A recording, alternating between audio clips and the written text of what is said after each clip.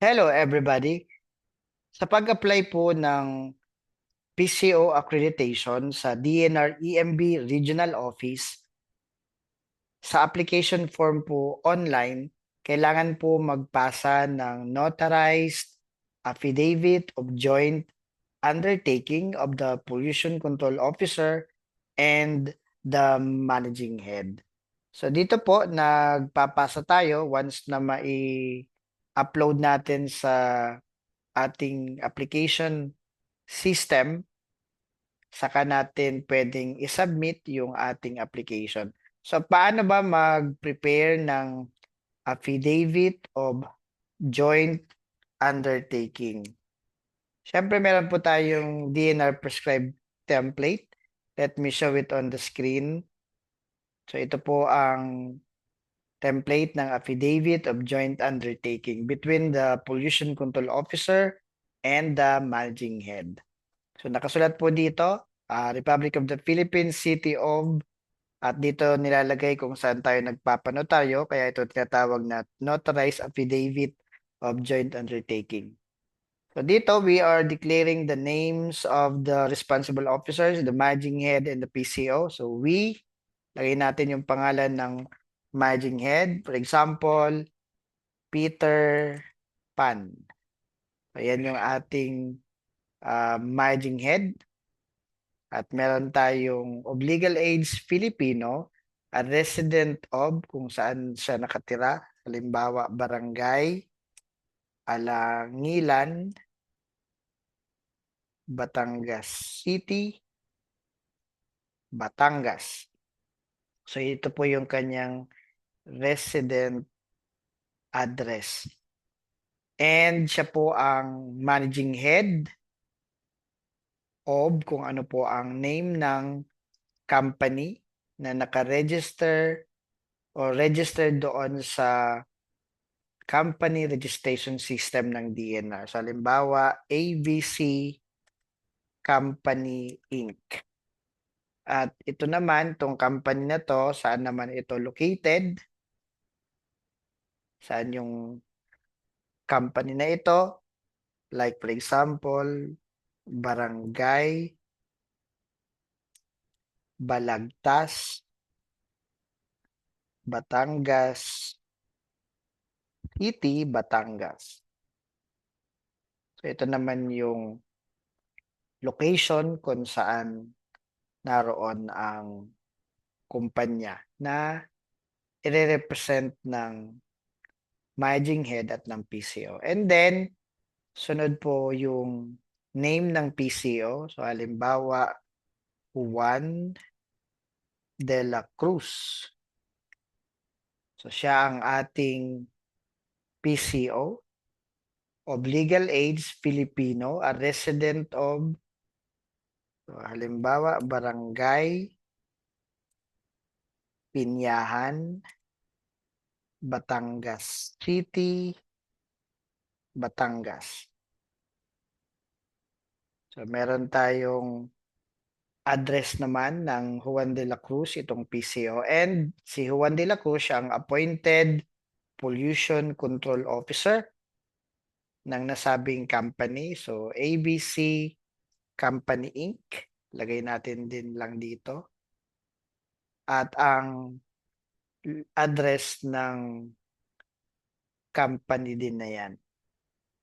Located at Barangay Balagtas, Batangas City, Batangas. After being sworn to in accordance with law, do hereby depose and say that we undertake to perform the following duties and responsibilities. Ito po ng mga duties and responsibilities, nakasaad po ito sa Section 10 ng DAW 2014-02. Kaya po itong letters A, B, C, D, E, F, G, H, I, J, K, L, M, N, O, P, Q, R, S, T, U. So, hindi mo na kailangang baguhin yan. Pero meron ditong pwede tayong tanggalin. Halimbawa, itong nandito po sa letter F, ito pong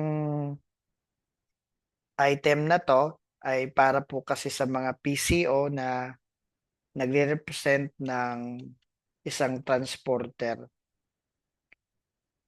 o pwede nating tanggalin to kung hindi naman tayo nasa transport o yung transporter ng hazardous waste. Ganun din ito pong letter G, pwede din natin tong tanggalin, no? Dahil kung hindi naman tayo PCO ng TSD. So itong dalawang to, pwede natin tong tanggalin if not applicable. Okay? So kung matanggal na natin yan, pwede na tayong mag-proceed with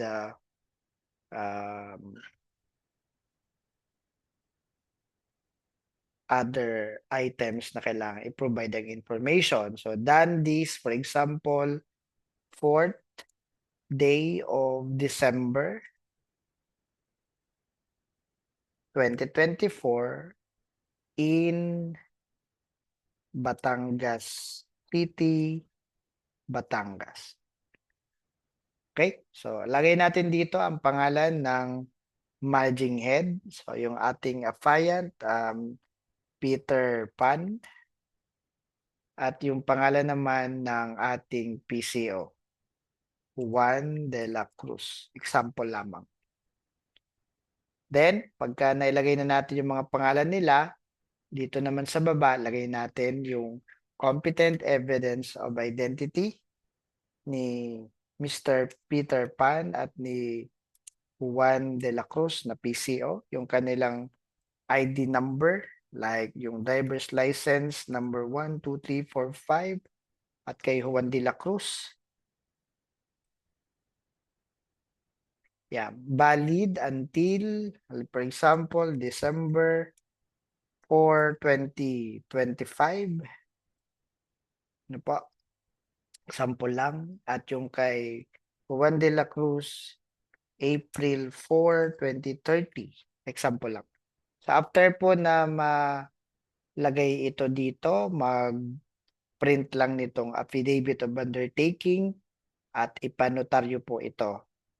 So once na notarize na ito pong document, itong affidavit of joint undertaking, i-upload na po natin yan doon sa online PCO accreditation system sa ating application form, kasabahan po ng appointment letter as PCO at saka certificate of employment. Dito naman natin i-add yung file, yung duly notarized na affidavit of joint undertaking, and then submit application.